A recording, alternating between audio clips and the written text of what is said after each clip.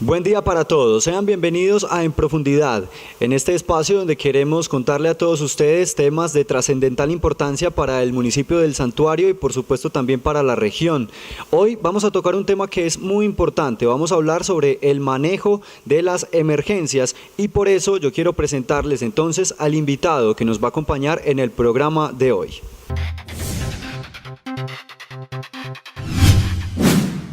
John Freddy Alzate Ospina es enfermero y psicólogo en formación. Ha sido enfermero asistencial durante 12 años y socorrista de la Defensa Civil por 23 años. Actualmente trabaja como líder coordinador en gestión del riesgo en el municipio de Río Negro y es asesor independiente. John Freddy Alzate Ospina nos acompañará hoy en Profundidad.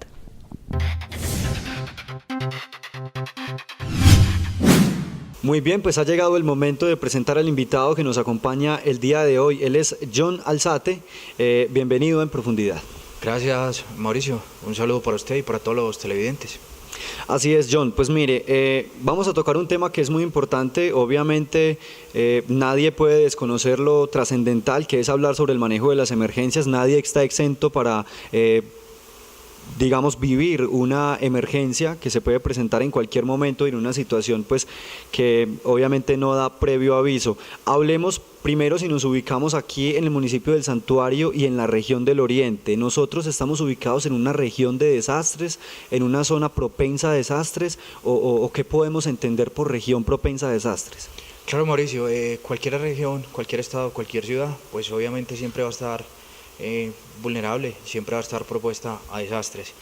Si vamos a mirar los antecedentes del Oriente Antioqueño, si vamos a mirar los antecedentes del Santuario, la temporada de la ola invernal de hace 6 años y 2 años atrás más o menos fue que el Santuario sufrió mucho la parte del invierno. Entonces el solo hecho de estar ubicado en un altiplano donde hay unos ríos, hay unas grandes quebradas que finalmente están vertiendo para toda esta región, están fortaleciendo las fuentes hídricas, ya nos hace ser potentes para sufrir cualquier tipo de accidentabilidad. La parte de las vías, nuestras grandes vías, nos están llevando pues a muchos espacios, a mucha proyección de región, pero a su vez pues también entonces se vuelve un potencial para la parte de accidentabilidad. Mire, yo le hago una pregunta. Ahora estamos viviendo lo que es todo esto con el fenómeno del Niño, ¿cierto? Hay una gran sequía, hay un fuerte verano, hay un cambio climático pues que está muy pronunciado y que todos somos testigos de eso en este momento. ¿Qué pasa cuando las personas entonces bajan la guardia? Y yo le escucho que me dice que se ha sufrido mucho por la parte de las lluvias. Entonces, ¿qué pasa cuando la gente por el fenómeno del Niño baja la guardia y luego vienen las lluvias? Y es cuando posiblemente suceden unos desastres que pueden ser, digamos que demasiado críticos. Sí, hay un fenómeno interesante, o sea, sin ser el más experto en la parte de como geólogo, como ambientalista, es cierto, o sea, todos estos cambios climáticos de entrada pues nos van a favorecer. Vemos definitivamente cómo se están secando pues todas las fuentes hídricas, pero llega el momento en que se van cerrando, por así decirlo, pues toda la parte de el afluente hídrico y en un momento dado todo el fenómeno, siempre se nos ha dicho más o menos sobre marzo, mayo va a haber nuevamente pues como la temporada de invierno. Es así, cuando se han cerrado entonces toda la parte del caudal por donde venían recorriendo toda la parte de los ríos y en un momento dado no van a tener pues como la misma capacidad para nuevamente recorrer el agua. Entonces cuando el agua empieza a bajar, cualquiera de estos fenómenos, cualquiera de estas viviendas que están ubicadas entonces al borde del río, efectivamente se van a afectar. Se habla siempre de un fenómeno, el de los 50 o de los 100 años, que quizás fue el que vivimos, y es donde el río baja y todo lo que va encontrando pues lo va a ir destruyendo. Mire, ¿cómo se debe hacer? Yo asumo que eso es parte preventiva. Ahí entramos de pronto a hablar un poco de la parte de lo que es la prevención de desastres, pero no hablemos como tal de la prevención de desastres todavía.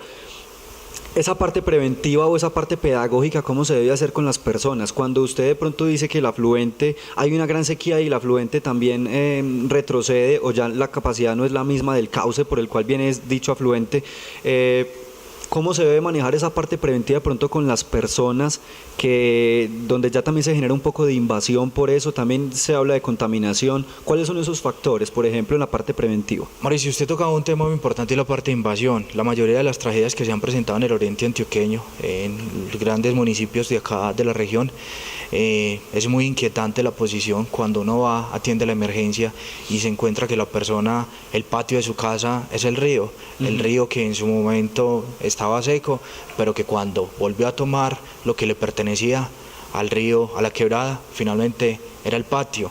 A nosotros nos tocó atender ciertas emergencias donde se levantaban los suelos porque eran de madera, porque eran viviendas bastante humildes que no cumplían con la parte de normatividad, y cuando usted miraba esa baldosa que se levantó o ese piso de madera que se levantó, por debajo estaba pasando lo del río. Entonces finalmente es eso, una de las principales pedagogías que se debe impartir a quien corresponda, pero desde la parte de conciencia fundamentalmente es construir donde se va a construir, nunca construir pues como en la parte donde hay la parte hídrica, nunca construir donde hay antecedentes de deslizamientos.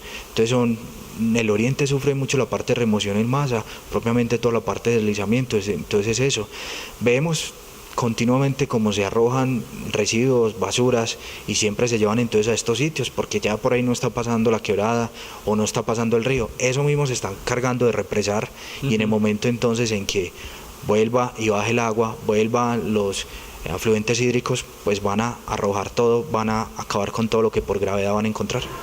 Mire, ¿eso a quién le corresponde? En primer lugar, yo creo que nos corresponde a todos nosotros. Es parte de pronto de la responsabilidad de la cultura y de la educación que cada uno de nosotros como ciudadanos debemos tener. Pero si hablamos entonces de la autoridad, si hablamos de la norma, si hablamos del cumplimiento que se debe tener o de lo que se debe ejercer para que de pronto las personas no hagan esa invasión y para que las personas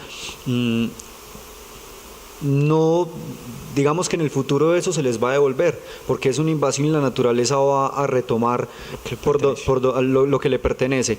¿A quién le corresponde esa parte de evitar, por ejemplo, esa es una parte preventiva, lo podemos decir de esa manera, de que los organismos de control no permitan eso? ¿Cómo se controla esa parte? Nosotros gozamos, y hoy propiamente desde el santuario se goza de una gran autoridad, pues que de entrada es Cornare, ¿cierto? Pero a su vez la responsabilidad de Cornare, pues prima obviamente desde la parte de pedagogía, desde la parte de prevención, desde la parte de reforestación, pero cada municipio es responsable desde sus secretarías de Agricultura y Medio Ambiente, desde sus direcciones operativas de medio ambiente. La policía ambiental son como ese ente encargado y pueden impartirlo de la parte de la norma. Hoy se habla en la mayoría de los municipios de un comparendo ambiental, es un comparendo que trae incluso sanciones económicas, sanciones jurídicas a cualquier persona. Entonces, si hoy la mayoría de los municipios del altiplano cuentan con este comparendo directamente, para que uno no se ponga pues como a discutir con el vecino, con la empresa que se asentó algo, directamente entonces a través de estas instituciones que mencionaba, propiamente policía ambiental, que gozan de todo el beneficio para imponerlo de la norma o algo, y a su vez de sancionar. ¿Qué tan efectivo, le pregunto yo, qué tan efectivo cree que puede ser ese comparendo ambiental? ¿Qué le puede faltar al comparendo ambiental? Dolientes, finalmente la norma es clara, si se saca el perro, el dueño del perro es el responsable, si se saca la basura en los horarios que no están establecidos también. Hay una política y una normatividad que es la del MIRS y la del PEGIRS, que finalmente son estos planes de gestión integral de residuos sólidos. Entonces ya hay muchas herramientas, y a nivel de instituciones y de empresas que saben que deben de cumplir con la parte de la normatividad. ¿Qué le hace falta entonces? Sobre todo a los seres humanos, pues más conciencia de lo que tenemos que dejar y de lo que estamos gozando en este momento, pero sobre todo es esa parte de dolientes desde los diferentes gobiernos locales y propiamente de las autoridades competentes como inspecciones y policía. Bien, lo que sucedió aquí en el santuario, usted lo mencionó hace un instante, lo que sucedió aquí en el santuario hace un par de años, ¿pudo ser de pronto, de alguna manera se pudo prevenir, o ese era el impacto que iba a suceder por parte de la obra de la naturaleza? Finalmente, entrar a decir que todo este tipo de situaciones se pueden prevenir es complicado. Lo que se puede prevenir de alguna forma es el impacto que desencadena muchas de las situaciones. A mí me tocó venir, de hecho, con gusto y con tristeza lo recuerdo, venir a apoyar parte de la emergencia donde la mayoría de los sitios que se inundaron, tuve una persona demasiado allegada y todo ese sector se encontraba demasiada basura en las vías y todo. Es decir, la quebrada sale, se expande, lo que ella considera, lo que ella necesita, lo que ella le pertenece, y finalmente cuando el agua vuelve a retornar nos encontramos toda la mayoría de los sumideros, alcantarillados, obstruidos, la cantidad de basura en las calles y todo. Entonces muchos de los fenómenos, en este caso el agua estancada por días, muchas de estas situaciones sí se pudiesen haber evitado. Otra de las situaciones es cuando nos encontramos la mayoría de viviendas construidas al lado del río. Entonces realmente es eso, uno debía bajar por el río electrodomésticos, animales, vacas, de todo. Entonces son situaciones que usted su ganado lo debe tener en una parte bien ubicada, las viviendas deben de estar en una parte bien construidas y que cumplan con toda la normativa. Entonces la implicación como tal que desencadena un fenómeno es el que realmente sí se puede evitar. Mire, antes de irnos al corte, usted ya manifestó que estuvo aquí también en esa emergencia. Yo quiero que usted comparta con nosotros, con todos los televidentes que en este momento nos ven a través de la pantalla de América Televisión, yo quiero que usted comparta una anécdota que haya tenido, que lo haya marcado en ese momento cuando usted viene. Yo, digamos que en la parte personal, mi familia, tuve una experiencia con una emergencia que también se presentó. Y yo tengo que decir que fue algo que me impactó demasiado. Yo no esperaba que algo de eso pudiera causar tanto impacto en mí en ese momento.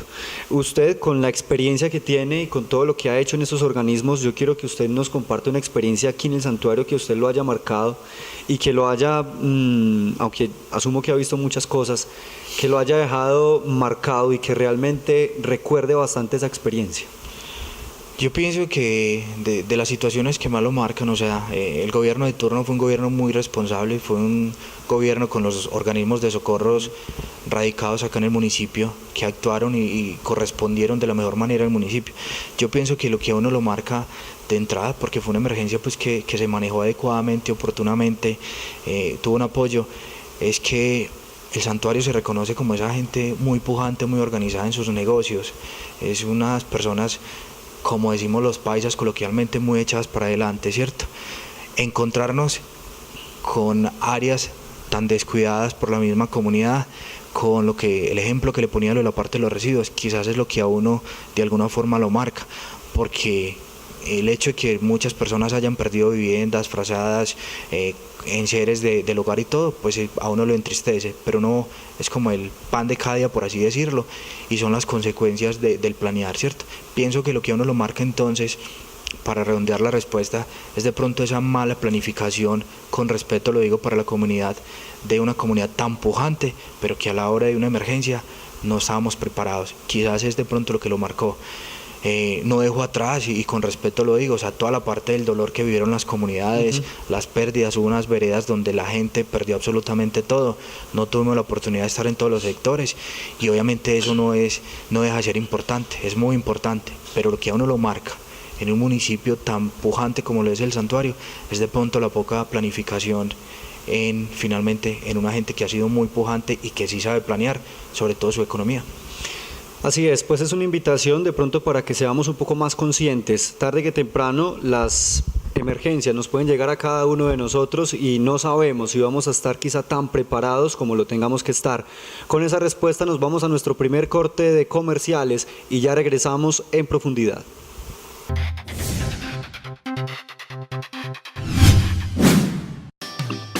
Quédate con nosotros. América TV, santuariano como vos.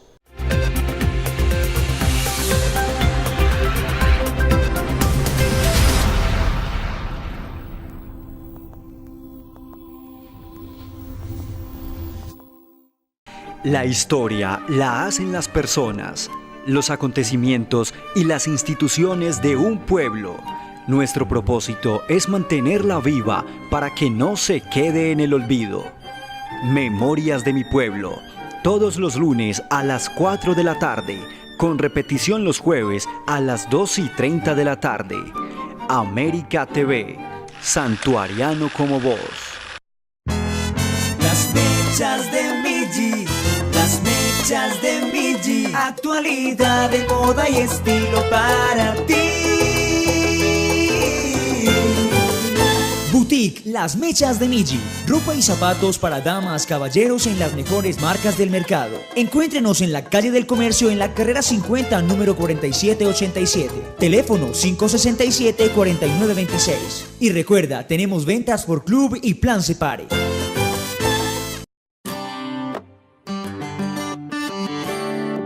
No dejes de seguirnos en nuestras redes sociales.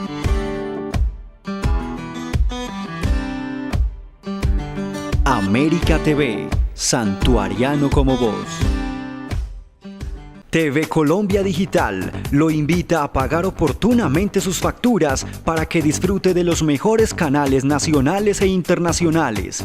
Además, el mejor contenido de la programación local. Acérquese a nuestras oficinas ubicadas al lado del edificio Almenares. TV Colombia Digital, Santuariano como tú.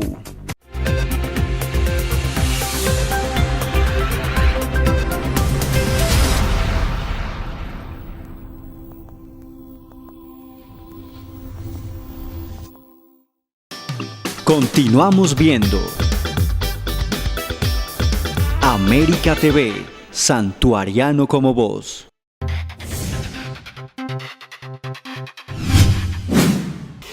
Muy bien, estamos de vuelta en profundidad. Les recuerdo que estamos hablando sobre el manejo de las emergencias y para eso nos acompaña el experto en el manejo de emergencias, John Alzate. Muy bien, John, hablamos también, ahora luego de hablar de lo que veníamos tocando en el tema ya muy regional y muy del santuario, recordando esa experiencia tan negativa que se presentó aquí, hablemos propiamente de la normatividad. ¿Cuál es de pronto esa norma, esa ley que habla sobre esta parte del manejo de las emergencias? Claro, actualmente entonces hay una ley, una normativa vigente que es la ley 1523, es la ley de gestión de riesgo de desastre. Se implementa entonces como una política que pretende entonces crear, desarrollar, desempeñar todo lo concerniente, todas las políticas que tengan que ver entonces con la parte de gestión de riesgo de desastres. Ella habla de tres eslabones, por así decirlo. Uno es la parte del conocimiento del riesgo. Es que como comunidad, como empresa, como territorio, como nación, conozcamos entonces todas las poblaciones donde puede haber mayor riesgo, sitios vulnerables, zonas donde se han afectado y toda la parte del conocimiento del riesgo. Se habla a su vez entonces del segundo eslabón o el segundo enfoque que así le da la ley, es la parte del manejo del riesgo. Entonces la parte del conocimiento, la reducción del riesgo, entonces se habla, primero conozco y entro a hacer entonces las obras de mitigación desde la parte de la reducción del riesgo, donde entonces se implementen algunas medidas o algunas estrategias para disminuir el riesgo. Qué pena, yo lo interrumpo, John. Cuando hablamos de mitigación y usted dice disminuir el riesgo, ese porcentaje de disminución del riesgo, yo personalmente creo que es imposible eliminarlo por completo. ¿Usted qué piensa? Ojalá pudiera corregirme totalmente lo contrario de lo que estoy diciendo, pero cuando hablamos de mitigación, ¿cuál es ese porcentaje que se mitiga del riesgo que se está presentando en un sector o algo? Y posteriormente continúa explicándome de la ley 1523. No, realmente uno sí puede mitigar riesgos en un gran porcentaje, sobre un 90% hablando de un 100%.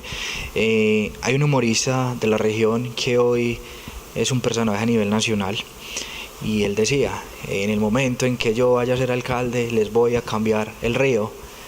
Entonces, situaciones como esas van a ser imposibles, ¿cierto? Yo no voy a poder, por simple capricho, pasar la quebrada de un sector a otro, pasar el río de un sector a otro. Siempre entonces, esta quebrada o este río que me ha afectado, va a seguir afectando. ¿Qué puedo disminuir yo? Entonces son sitios en que están en alto riesgo. Mínimamente entonces la parte de limpieza. El solo hecho de que usted esté limpiando determinados sumideros, entonces vos ahí estás disminuyendo mucha parte del riesgo porque no van a haber obstrucciones.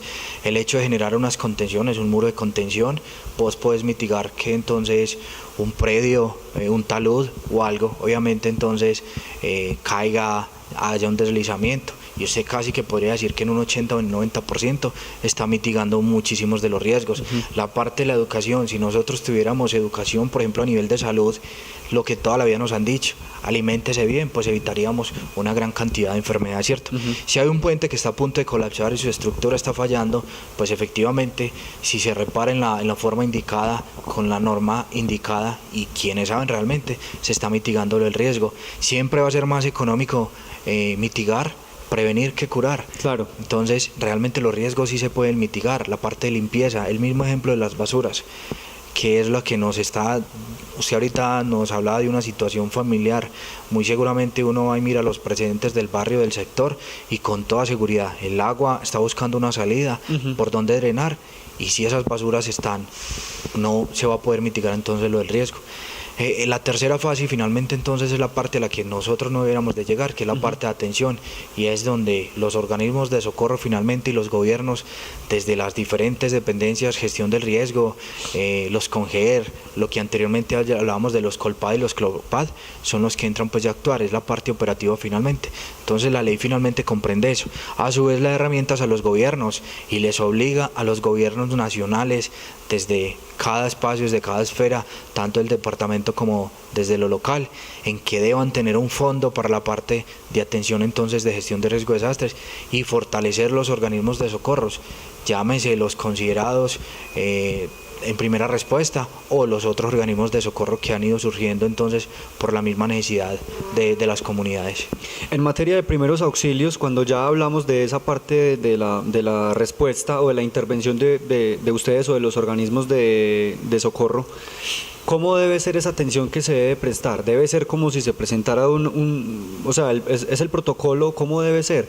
Porque si tenemos un accidente determinado, debe haber un protocolo. ¿Es igual para hacer esa evaluación o cómo debe ser ese proceso en el que se debe atender una emergencia? El tiempo, por ejemplo, estimado en el que se debe responder rápidamente a la emergencia, ¿depende de la emergencia o cómo debe solucionarse ese inconveniente? Claro, hoy afortunadamente se gozan entonces de muchos protocolos. La gente se ha ido formando en toda la parte de atención prehospitalaria. Cerca de los años 80, 90, el concepto de atención prehospitalaria era efímero, era muy escaso, no existía. Hoy se hablan entonces de personas como profesionales en la atención prehospitalaria, lo que en otros países hablamos de paramédicos. Para Colombia el concepto de paramédico todavía está muy entre comillas, ¿cierto? Y muy respetable quienes se hagan llamar paramédicos. Hoy hablamos entonces de que los paramédicos finalmente son los que nos hemos formado en salud, sabemos de salud, que no somos médicos, que no hemos culminado una carrera en medicina, sino que sabemos manejar una víctima. Entonces claro, la atención prehospitalaria, como el nombre lo dice, es la que se hace previo a la atención de una víctima antes de que llegue a un hospital. A nivel hospitalario, quienes hemos podido trabajar en la parte de hospital, no es lo mismo trabajar intra o extramuralmente, extrahospitalariamente. Entonces hoy hay personas muy formadas, hay empresas en la región que brindan toda esta parte de asistencia a nivel del altiplano, de parte de Antioquia. Entonces son ellos, los protocolos. Entonces no es lo mismo atender a una persona entonces con materiales peligrosos, que fue afectado, contaminado con materiales peligrosos, al típico politraumatismo que entonces nos surge en la región, en todas estas nuevas vías. Siempre va a haber un protocolo de abordaje. La omisión del socorro también hay que contemplarla. Aquella persona que omitiese entonces la atención del socorro también puede ser condenada entre 3 y 5 años de cárcel. Quien no atienda a una persona y esa persona fallezca, también entonces le pueden iniciar un proceso jurídico. Entonces para todo existen normas. El atender a una persona que sufre una enfermedad, un infarto, un paro cardíaco o algo, debe saber los tiempos. Siempre se habla de que nosotros como socorristas o cuando hacemos las partes de socorristas tenemos máximo 15 minutos para atender, valorar, atender, estabilizar y trasladar a un paciente. Y si fuéramos a aplicar ese tiempo a nivel de reanimación de un paciente, siempre se dice que el paciente que no se reanime o no tenga una buena reanimación en los primeros 15 minutos, las probabilidades de vida van a ser mínimas. He escuchado comentarios donde dicen que la vida de una persona se salva prácticamente en los instantes posteriores a sufrir el accidente que haya sufrido y no básicamente en el hospital. ¿Qué tan cierto tiene eso? Claro, y es el ejemplo de lo de las curaciones. El mal manejo que se le dé a una quemadura en los primeros momentos son las implicaciones posteriores que van a tener a nivel de un hospital. Entonces ahí no va a ser la responsabilidad del médico, del enfermero o quien haga las veces de de atención, sino que realmente fue eso, o sea, la responsabilidad está directa. Entonces es lo que te decía Mauricio y a la comunidad. Si son los primeros 15 minutos a una persona no se le brindaron esos primeros auxilios, esas ayudas necesarias, las implicaciones posteriores van a ser fatales, van a quedar con secuelas. Muchas de las personas obviamente mueren porque no reciben una atención. Nosotros no logramos sobrevivir sin tener oxígeno más de un minuto, 2 minutos. Si hiciéramos el ejercicio de taparnos la nariz, con toda seguridad a los 30 segundos ya nos estamos destapando la nariz. Entonces pasa lo mismo a nivel del cerebro. Si nosotros no recibimos oxígeno en 1 minuto, inmediatamente empezamos a tener lesiones, a sufrir de una hipoxia y por ende a tener muerte entonces a nivel de tejidos corporales y propiamente a nivel del cerebro. Entonces es como el primer referente. Una persona se puede sangrar perfectamente por una herida a nivel de un gran brazo, como es entonces la arteria, llámese la carótida, llámese la femoral. Si no se le brinda una atención en los primeros 30, 40 segundos, una persona perfectamente se desangra, lo que le puede pasar a un torero. Si un torero no recibe atención inmediata después de una cornada a nivel de femoral, el torero en este momento, pasado 1 minuto, con toda seguridad, se va a complicar y se va a morir. Se desangra, lo que literalmente... O sea que si retomando un poco también lo que me decía hace un momento, y esto con la atención que debe ser inmediata, cuando se presenta entonces una de esas emergencias y hay, entre comillas, negligencia, es cuando la gente también puede tomar medidas en contra de los mismos gobiernos, de los mismos gobiernos, digamos, municipales y departamentales, por la no atención inmediata de las emergencias. Claro, lo que pasa es que yo tuve la oportunidad entonces de trabajar con un gobierno de turno de la región, y es donde uno encuentra negligencias, obviamente de gobiernos, pero también encuentra negligencias desde las instituciones.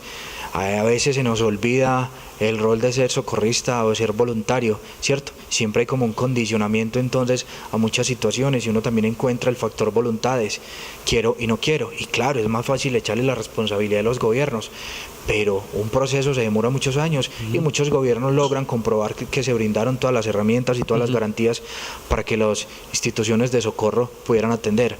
Ahora bien, nos encontramos ya en la mayoría de los municipios organismos de socorros totalmente desprotegidos, que en el momento, palabra complicada de los medios de comunicación, en el momento electoral y partidista se les hacen todas las promesas del mundo, y en el momento en que se necesita el organismo de socorro porque tienen el agua en el cuello, porque su comunidad se está ahogando, se está muriendo, tranquilo, venga, atiendan todo, que le brindamos todo, le damos todas las garantías. Pero también hay gobiernos muy juiciosos, entonces es donde es mirar con lupa, con lujo de detalles, por parte y parte, la parte de negligencia. Pero lo que yo decía, lo que se llama la voluntad política. Sí, claro, la bendita voluntad política, pero que a nosotros como organismos de socorro, quienes hoy no hacemos parte de los gobiernos, de ningún gobierno, entonces también no se nos olvide realmente el objeto de servir y de salvar vidas. Ya para ir finalizando esta segunda parte, ¿qué otras leyes podemos encontrar también, digamos que en todo esto que tiene que ver con el manejo de las emergencias? Surge entonces, para el año 2012 se habla de la ley 1523, a su vez entonces surge la ley 1505, que es la que contempla unos organismos de socorro y les dice, ustedes son los organismos en primera respuesta. Se les da un gran reconocimiento a los 3 organismos de socorro que llevan más tiempo de estar trabajando a nivel de la nación, y hablamos entonces de los beneficios para defensa civil, los beneficios para bomberos y los beneficios para Cruz Roja. Entonces surgen unos beneficios que los dejan en remojo. Quiero ser cuidadoso con la palabra en remojo, porque finalmente esos beneficios se quedaron en el limbo, se quedaron en el papel. Entonces son unos beneficios para estos 3 organismos de socorro. Estos son los que de alguna forma entonces reconoce el Estado, pero para los gobiernos también tienen otra gran responsabilidad. Existen muchos organismos de socorros privados, y la ley 1523, la ley de gestión de riesgo de desastres, dice, la gestión de riesgo de desastres es una responsabilidad de los entes públicos y privados. Quiere decir que otro organismo de socorro, llámese empresa, llámese corporación, como las hay muchas en Medellín y hoy están surgiendo a nivel del altiplano del oriente antioqueño, entonces también tiene una responsabilidad. Mario, yo no puedo dejar de desconocer la formación suya como comunicador o como el equipo de trabajo de acá simplemente porque no está bajo la voluntad de un gobierno. Si usted se formó, es profesional, y si usted cumple con todas las garantías. Hoy hay muchos canales comunitarios y hay otros canales privados donde pueden brindar su servicio, porque finalmente están integrados por una serie de profesionales formados con título y todo, entonces son servicios que perfectamente los gobiernos pueden retomar. Surge la ley 1575, es donde también le da unas garantías a nuestros grandes bomberos, a nuestros grandes amigos de los carros grandes, de los bomberos, superiores en muchos países, y es donde le redefine unas funciones, o sea, sus funciones son expertos en esto, en esto, en esto, pero puntualmente, señores bomberos, sus grandes funciones, y Colombia lo necesita para que manejen entonces todo lo que es la parte de incendios y la parte de inundaciones, que es cuando nosotros hablamos de incendio e inundación, ahí mismo pensamos en bomberos, y la parte son expertos en la parte de materiales peligrosos.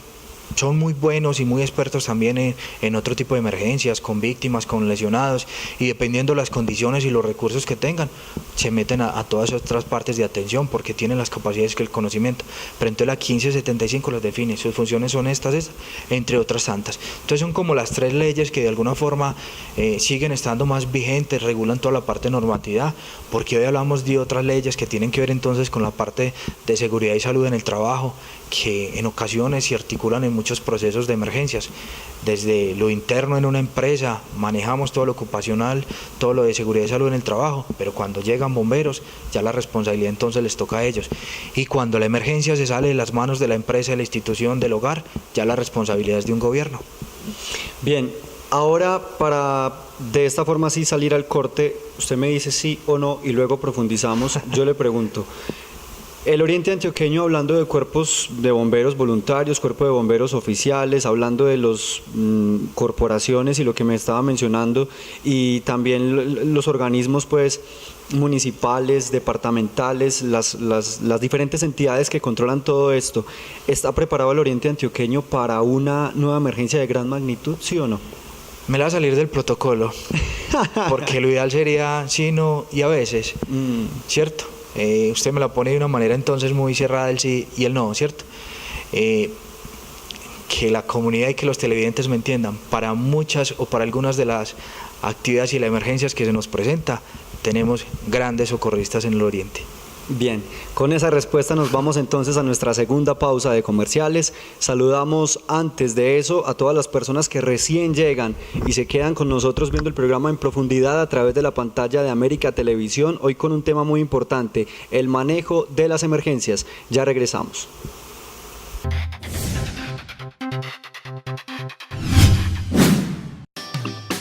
Quédate con nosotros.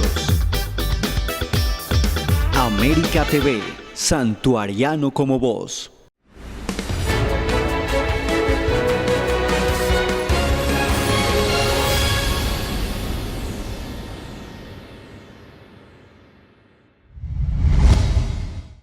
Esperanza y consuelo para tiempos en los que muchos se sienten solos. No te pierdas Vislumbres de Esperanza, todos los miércoles a las 12 del mediodía, con repetición los viernes a las 2:30 de la tarde, porque siempre tenemos esperanza. América TV, santuariano como vos. Almacén El Baratón, el almacén familiar de mayor tradición en el santuario. Son 80 años sirviendo a la comunidad. Gran variedad de vestuario y calzado para damas, niños y caballeros.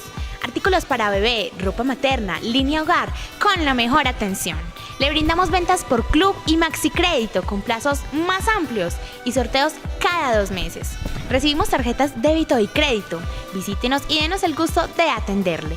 El Baratón, Parque Principal, El Santuario. Tus ideas se hacen realidad.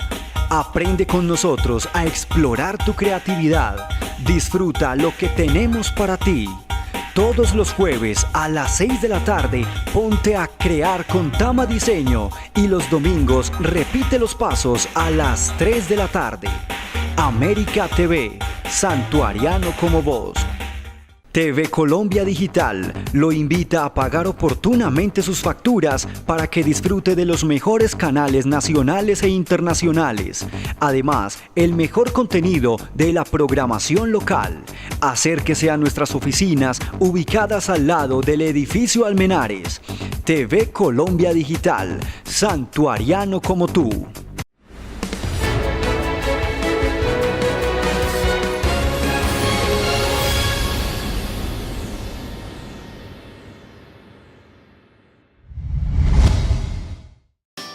Continuamos viendo América TV, Santuariano como vos.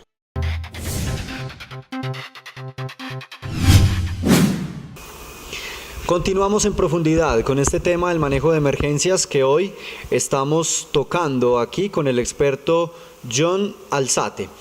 Muy bien, ahora en este programa pues nosotros tenemos también esta costumbre de tocar la parte más humana de la persona. Yo creo que usted experiencias infinitas. Al inicio del programa, cuando estábamos haciendo la presentación, pues vimos la gran experiencia que usted tiene aquí en el Oriente Antioqueño, pero en el primer corte comercial que hicimos, usted me comentó que estuvo también en esto del terremoto de Armenia, que fue una de las grandes tragedias, digamos, a nivel nacional. Yo quiero que usted me cuente ya esa parte. Quiero saber qué fue lo que usted sintió, qué fue lo que usted vivió. Yo sé que ustedes deben estar muy preparados para manejar ese tipo de situaciones, pero yo creo que una cosa debe ser ver que el río se lleva las pertenencias de una persona en diferentes municipios, y otra cosa es ver a familias completas y apellidos que dejaron de existir en unos minutos. Yo quiero que usted me cuente de pronto también cómo fue esa experiencia suya y qué fue lo que usted sintió al ver ya no familiares sino compatriotas perderlo absolutamente todo. Claro, Mauro, llegamos como a la parte más álgica. Yo afortunadamente llevo trabajando 23 años entonces con la parte de manejo de emergencias y desastres, como integrante de un organismo de socorro. Usted lo mencionaba, tuve la oportunidad. Colombia nunca estuvo preparado, ni sigue estando en un 100% preparado para el manejo de emergencias y desastres. Surge entonces lo de Armero, fue una gran tragedia. Colombia se entera 7-8 horas después de que había desaparecido una parte de nuestra Colombia. Para nosotros, siempre que hablamos de Armero nos acordamos de la cara de una niña, y que ha sido pues como esa parte de historia, esa parte de ayuda, esa parte de súplica, porque tengamos que trabajar como por las personas. Surge entonces desafortunadamente el terremoto del eje cafetero. Yo tuve la oportunidad de estar trabajando una semana allá porque no nos dejaban más tiempo por la parte de seguridad, por la parte de riesgo, por la parte de protección de nosotros también. Es una situación muy dura donde usted no ve sino miseria, no ve sino tristeza, no ve sino muertes. A mí hay una imagen que siempre la cuento y nunca se me va a olvidar, es cómo usted a las 10 de la noche tiene que cruzarse para los sitios donde teníamos las carpas y los albergues para dormir, y teníamos que pasar casi que por una calle de honor, y esa calle de honor era ver 200, 300 ataúd a la derecha y a la izquierda, y uno simplemente agacha la cabeza y pasa, porque sabe que en el fondo pues tiene que cruzar necesariamente por allí, porque usted no veía sino muertos y muertos y muertos, y miseria y tragedia, hambre, la escasez del agua. En ese entonces allá la gente era la súplica del agua y del mercado. Allá salíamos en 5 o 10 minutos con 2 o 3 camiones repartiendo mercados, ayudas humanitarias, y era una situación muy terrible porque usted no avanzaba 2 o 3 cuadras porque la gente se le tiraba a los carros, se montaba a los camiones, robaban, sacaban, su necesidad los llevaba a todo eso. ¿Era entendible esa situación en ese momento? No, total, y quienes hemos trabajado con la parte de emergencias, quienes hemos vivido a diario con el proceso de muerte, con el proceso de duelo, o sea, eso es lo que a ellos le pertenecían, era lo mínimo que se les podía dar. Entonces era la situación, los 300 a tabla a la derecha, los 300 a la izquierda, unos con muertos, otros sin muertos, pase, cómase cualquier enlatado, trate de descansar porque obviamente debe que estar en pie. Lo de las situaciones de las familias muriéndose de hambre, la escasez de agua, nosotros nos bañábamos con ya al día, al finalizar la jornada, con un botellón de agua que de pronto no lograba gestionar, pues porque obviamente el agua hace falta, claro, no solamente para hidratarnos, sino como por la parte de higiene. Entonces, situaciones totalmente entendibles. Emergencias como la de la mina de Magá, donde eran las familias, era una situación de duelo impresionante, eran las decenas de muertos, era una comunidad totalmente volcada frente a esta situación. Viniéndonos para acá, para el oriente, hace 5 o 6 años en Río Negro, ver en 30, 40 segundos cómo el agua subía a los segundos pisos, y de un momento a otro, simplemente quédese cruzado, pensativo, ¿qué va a hacer? esperé a ver qué queda cuando el agua vuelve baja, una situación de 1 o 2 meses, ver centros comerciales totalmente inundados, sus segundos pisos ya por la situación del agua, y en adelante desde lo que la parte hospitalaria se pudo atender, muchísimas más historias. Yo le hago una pregunta, hay que ignorar un poco eso, hay que salirse de la realidad y hay que tratar de moverse hacia otro sitio, digamos mentalmente, porque físicamente es imposible, y usted trasladarse hacia otro lugar en ese momento, por lo menos de forma mental, como se lo dije, para poder manejar esa situación. Yo creo que muchos de las personas que nos ven en este momento deben pensar que ustedes son unos héroes y que son unas personas de innumerables capacidades que hacen una labor loable, totalmente admirable. ¿Cómo es? ¿Sí hay que ignorar la situación, que debe ser muy difícil, o cómo es posible que ustedes pasen horas y días, semanas enteras en unas emergencias, en unas situaciones de esa magnitud? Es imposible. Yo pienso que nosotros cada vez nos vamos apasionando más con la situación. Hay que aprender a manejar obviamente la parte de las crisis, los duelos y todo. Hace 23 años yo ingreso a la Defensa Civil Colombiana, la institución social y humanitaria más grande del país. Y mi motivación fue a partir en uno de los municipios donde vivía, que hay un deslizamiento. Entonces yo digo, qué rico, mira esos muchachos allá de Naranjado, qué rico hacer parte de lo de la institución. Yo dejo de vivir en ese pueblo, me radico en otras partes por situaciones de estudio y laborales, y pasan 23 años y yo vuelvo y me radico nuevamente en ese municipio. Y me pongo pues como a rememorizar esa situación, yo porque llego a la Defensa Civil y coincidencialmente en la misma montaña, en el mismo sector donde yo alguna vez quise hacer Defensa Civil, fue donde después de 12, 14 años vuelvo a vivir. Entonces una situación, una emergencia, ¿cierto? O sea, hay muchas cosas como que a uno lo tienen conectado. A partir de ese momento inicia mi motivación por ayudar a la gente, pero entonces de una manera profesional. Me formo como enfermero. Siempre soñé con ser enfermero, entonces la Defensa Civil me da unas herramientas básicas y me formo como enfermero, trabajo con salud, historias que nunca se olvidan. Trabajé entonces en el famoso baño rural o la práctica que uno hace. Estaba yo en determinado sitio cuando de un momento a otro me dicen, ve, hay una señora en urgencias, llegó y al parecer tiene un infarto. Entonces obviamente uno en esa emoción de atender, subo yo a urgencias y miro quién era la señora, gran sorpresa, era mi mamá.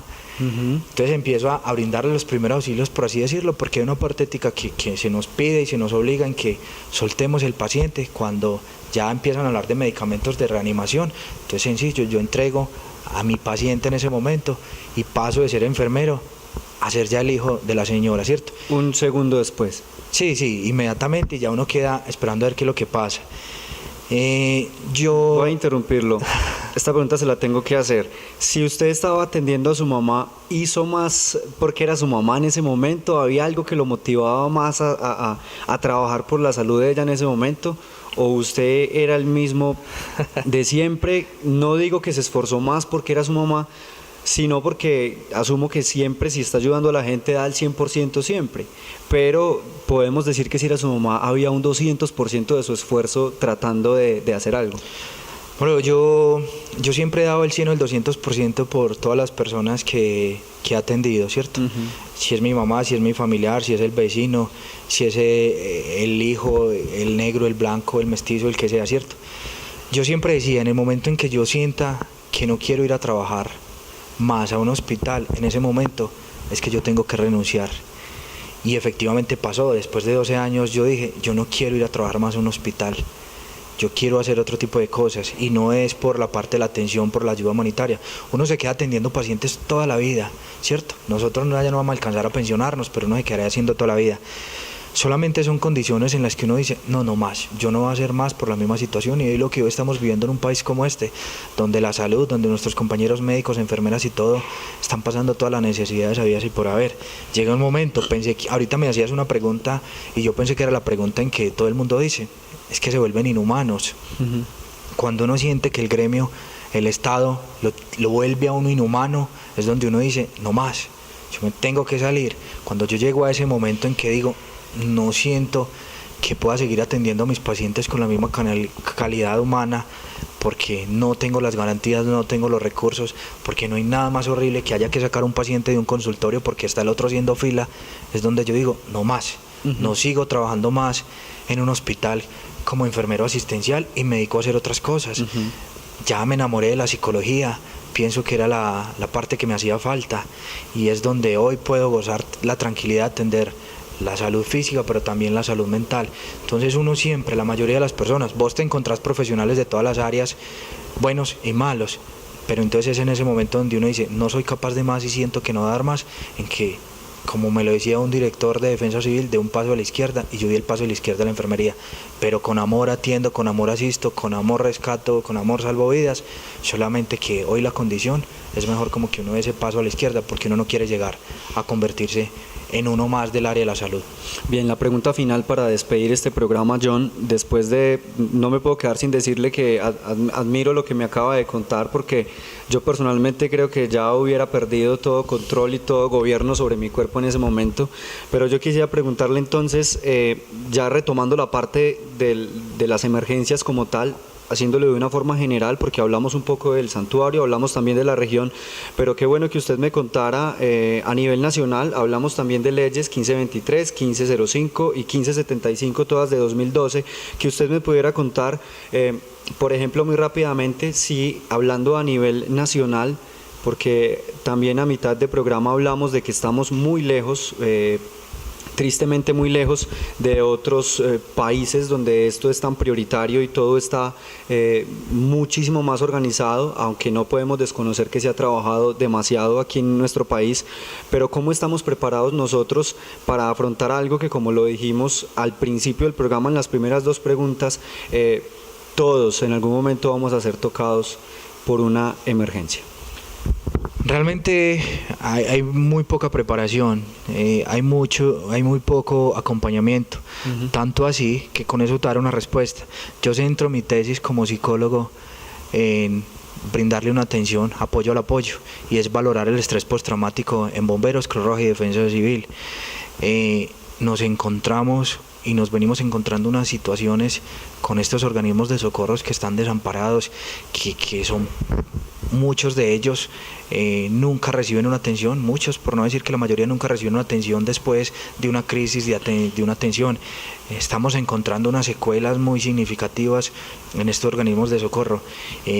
Quizás sea el momento para agradecerle a los organismos de socorro acá al altiplano que nos han abierto las puertas, o que nos abrieron las puertas para ir a hacer lo de esa tesis, pero cuando encontramos una cantidad de emociones, una cantidad de duelos sin resolver, es lo que a uno le preocupa también. Entonces realmente nuestros organismos de socorro, nuestros socorristas no tienen toda la voluntad, pero no tienen las herramientas necesarias, y en este caso de apoyo al apoyo, para obviamente entonces atender cualquier fenómeno. Hoy se imparten recursos para muchísimas otras situaciones donde nos están dejando muertos y violencias, y no para la parte de formación, no para la parte de tejido social y propiamente para la parte de atención de emergencias. John, es un llamado muy importante que usted hace en este momento también, queda para la reflexión, y yo le cuento que necesitaríamos muchos programas para seguir desarrollando este tema que es muy importante y que obviamente sabemos que es neurálgico, sobre todo aquí también a nivel regional. Muchas gracias por habernos acompañado y poner este tema en profundidad. Gracias a usted y a los televidentes. Así es, a todos ustedes le hacemos ese agradecimiento también. Lo invitamos para que interactúe con nosotros a través de nuestras redes sociales. Nos pueden encontrar en Twitter, @ATV Santuario, en Facebook, y en YouTube nos pueden encontrar como América TV El Santuario, para que comenten esta publicación, nos den sus puntos de vista y opinen sobre este tema. Los invitamos para que nos vean en un próximo programa, y un abrazo fuerte para todos.